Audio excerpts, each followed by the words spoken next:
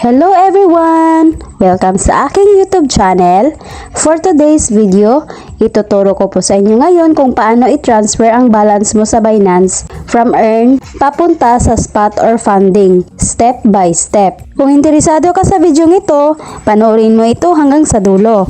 At guys, please subscribe to my YouTube channel and click the notification bell for more updates. Step 1. Open your Binance app at ito makikita mo. Makikita mo dito kung ilan yung balance mo dito sa Binance. Step 2. Itap itong wallet na nasa baba. Makikita natin dito sa overview at sa account na ang balance natin ay nasa earn. Wala po siya sa funding at spot. So ngayon, i-transfer natin itong balance natin papunta sa spot or funding. Kapag kasi nasa funding na ang balance ninyo guys, pwede mo nang i-cash out yan papunta sa GCash. Step 3. Itap lang po natin itong earn na nasa taas.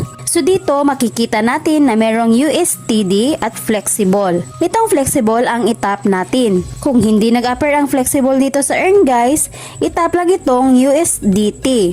Step 4. Makikita natin dito sa baba na merong redeem and subscribe.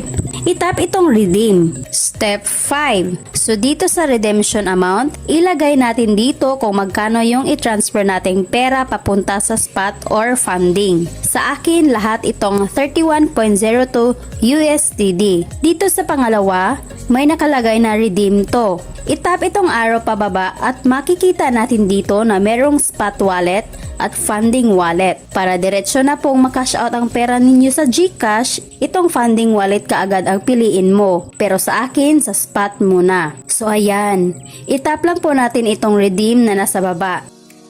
So ayan guys, redemption confirmed. Itap lang natin itong go to wallet. Titignan na natin kung dumating na nga ba yung balance natin galing sa earn papunta sa spot. So ayan guys, makikita na natin na andito na nga sa spot yung balance natin. Punta muna tayo sa earn. Makikita nyo dito na zero balance na po. So legit guys, na na-transfer na natin yung balance galing sa earn papunta sa spot.